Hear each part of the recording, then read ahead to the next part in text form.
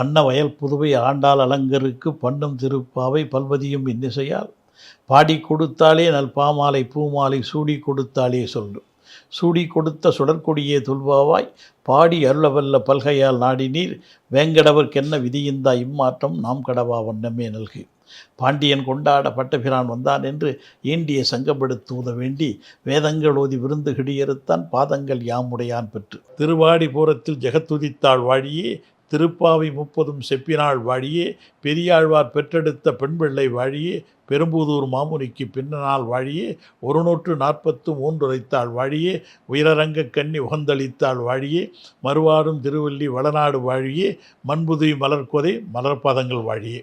அடியார்கள் வாழ்க அரங்க நகர் வாழ்க சடகோபன் தன் தமிழ் நூல் வாழ்க கடல் சூழ்ந்த மண்ணுலகம் வாழ்க மணவாள மாமுனியே இன்னும் ஒரு நூற்றாண்டிலும். ஆண்டாள் திருவடிகளை சரணம். 20வது பாசுரம். 33 வகையான தேவர்களுக்கு துன்பம் வருவதற்கு முன்னமே அவர்கள் நினைத்த இடத்திற்கு சென்று அவர்களுடைய நடுக்கத்தை தவிர்க்கின்ற மிடுக்குள்ள கண்ணனே, துயில் நீங்கி எழுந்திருப்பாய். பக்தர்களை காக்கவும் தீமையை அழிக்கவும் வல்ல நேர்மையும் வல்லமையும் வாய்ந்தவனே, அடியார்களை பகைத்தவர்களுக்கு பயத்தை கொடுக்கிறவனே, பரிசுத்த சுபாவம் உள்ளவனே, துயில் நீங்கி எழுந்திராய். பொற்கலசம் போன்றனவாய் மென்மையான பவள செவ்வாயுடைய நுண்ணிய இடையையும் உடைய நப்பிண்ணை பிராட்டியே, பெரிய பிராட்டியாராகிய மகாலட்சுமி போன்றவளே, துயில் உணர்ந்து எழுந்திராய். எங்கள் நோன்பிற்கு வேண்டிய விசிறியும் கண்ணாடியும் தந்து உன் மணாளனாகிய கண்ணபிரானை தந்து இந்த கணத்திலே எங்களை நீராட செய்வாய். கப்பம் தவிர்க்கும் கலியே நீ எழுவாய். அஞ்சி குடிக்கொரு சந்ததியாய் தோன்றி ஆழ்வார்கள் தம் செயலை விஞ்சி நிற்கும் தன்மையலாய் பிஞ்சாய் படுத்த பெருமைக்குரிய பெருமாட்டி, எமக்கே பதருவான் இறைவன் என்று நம்பிக்கை ஊட்டும் ஏகார சீமாட்டி. நம் ஆண்டாள் நாச்சியார் திருவில்லிபுத்தூரில் அவதாரம் செய்தாள். அங்கிருந்து அவள் வேறு எங்கும் சென்றதில்லை. திருவரங்கம் சென்ற ரங்கபன்னாரை கைத்தலம் பற்றினாள். அங்கிருந்து நேரே வைகுண்டம் சென்று விட்டாள். அவள் வேறு எங்கு சென்றதில்லை. ஆனால் அவளின் திருப்பாவை உலகம் எங்கும் சென்று கொண்டிருக்கிறது. எளிமை தவடும் தமிழ், இனிமை கமழும் தமிழ், வளமை வழியும் தமிழ், உணர்வை பொழியும் தமிழ், உயிரை பிழியும் தமிழ், அருவியாய் வழியும் தமிழ், ஆண்டாள் தமிழ் என்று அறிஞர் உலகம் ஏந்தி புகழ்ந்து பாராட்டுகிறது.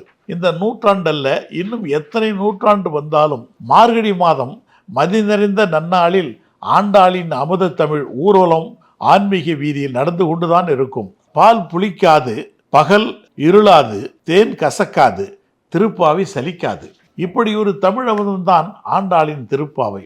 இன்றைக்கு நாம் சுவைக்க இருக்கும் சொற்றமிழ் பாசுரம் 33 என தொடங்கும் முத்தான பாசுரம். மகாபாரதத்திலே குருட்சேத்திர போரில் அம்பு படுக்கையில் இருக்கிறார் பீஷ்மர். பீஷ்மர் என்றாலே அஞ்சத்தக்கவர், அச்சமூட்டுகிறவர் என்று பொருள். அவர் அம்பு படுக்கையிலே கிடக்கிறார். அந்த காட்சியை பார்த்து தர்மபுத்திரரை அழைத்து பகவான் கிருஷ்ணன் சொல்லுகிறார், அணையும் நெருப்பை போல இருக்கிறார் பீஷ்மர். அவர் போனால் தர்மத்தை சொல்ல யார் இருக்கிறார்கள் என்று பகவான் கேட்கிறார். போ, அவர் சொல்வதை போய் கேள் என்று தருமரை அனுப்புகிறார் பகவான். இந்த இடத்திலே நமக்கு ஒரு சந்தேகம் தோன்றுகிறது. ஏன் பீஷ்மர் போய்விட்டால் தர்மத்தை சொல்ல பகவான் இருக்கிறாரே என்று நமக்கு கேட்க தோன்றும். பகவான் இருந்து பயனில்லையாம். பகவானை விளக்கம் செய்யக்கூடிய மகான்கள் இருக்க வேண்டும் என்கிறார் நம் ஆச்சாரியார் புருஷர்கள். இந்த உண்மைக்கு சாட்சியாகத்தான் அம்பு படுக்கையில் இருந்தபடி பீஷ்மர் சொன்ன விஷ்ணு சகசரநாமத்தை பகவானே கேட்டான். அதை பல பேர் கேட்டார்கள். அவர்களோடு நின்று அந்த வாசுதேவனும் கேட்டான். போர்க்களத்திலே அவன் சொன்னது கீதை, அவன் கேட்டது சகசரநாமம். அதை ஆண்டவன் ஆனந்தமாய் கேட்பான் என்பதுதான் அதன் பெருமை. பகவானையும் அவனது திருநாமத்தையும் நம் போன்ற பக்குவமற்ற ஆன்மாக்களுக்கு விளக்கம் செய்விக்க ஆண்டாள் நாச்சியார் பாடு கிடக்கும் பாங்கு நம்மை பரவசப்படுத்தி கொண்டே இருக்கிறது. இதோ இந்த 20ஆம் பாசுரம் 33 தேவர்களின் கப்பம் தவிர்க்கும் கலியை என்று, பக்தர்களை காப்பாற்றும் செப்பமுடையாய் என்றும், பகைவர்களை அச்சுறுத்தும் வெப்பமுடையாய் என்றும் அவன் அடிபோற்றி இவன் திருபோற்றி அவன் குணம் போற்றி தொடங்குகிறது. கேட்டால் கொடுப்பது இறைவன் குணம். இல்லை இல்லை என்கிறாள் ஆண்டாள். அவன் கேட்டு கொடுப்பவன் அல்ல, நாம் கேட்க நினைத்தாலே போதும் அந்த கேசவன் கொடுப்பான் என்கிறாள் ஆண்டாள். என்ன அழகு பாருங்கள். 33 தேவர்களும் துயர் வருவதற்கு முன்னே சென்று அவர்களின் நடுக்கத்தை போக்கும் நாராயணன் நீ என்கிறாள் நாச்சியார். பக்தர்களை காப்பாற்றுவதில் நேர்மை உடையவன் அல்லவா நீ என்று கேட்கிறாள். கோவேந்தர் முன்னே கோவென்று கதறி கோவிந்தா என்று கூப்பிட்டாள் பாஞ்சாலி. வேலையில் தூங்கியவன் சேலைகளை சுமந்து கொண்டு அடுத்த கணத்திலேயே அஸ்தினாபுரத்தில் இருந்தான். ஆதி மூலமே என்று அபரம் கொண்டு அடைத்த யானையை ஆபத் சகாயனாய் அடுத்த கணமே காப்பாற்றினான். தூணை பிளந்த துளிகள் விடும் முன்னே நரசிம்மமாகி நாராயண பக்தனை காப்பாற்றினான். இவ்வண்ணம் கப்பம் தவிர்க்கும் கலியுக தெய்வமாய் வந்துதித்த கண்ணா, எங்கள் துயர் தீர்க்க நீ வரமாட்டாயா என்று கூடாரை வெல்லும் சீர் கோவிந்தனை அழைக்கிறார்கள் ஆய்ச்சியர்கள்.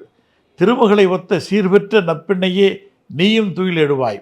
எங்கள் நோன்புக்கு வேண்டிய விசிறியும் கண்ணாடியும் தந்து கூடவே கண்ணனையும் தந்து நீ ரட்சித்து அருள வேண்டும் என்று கெஞ்சியும் கொஞ்சியும் வேண்டுகிறார்கள் ஆட்சியர்கள்.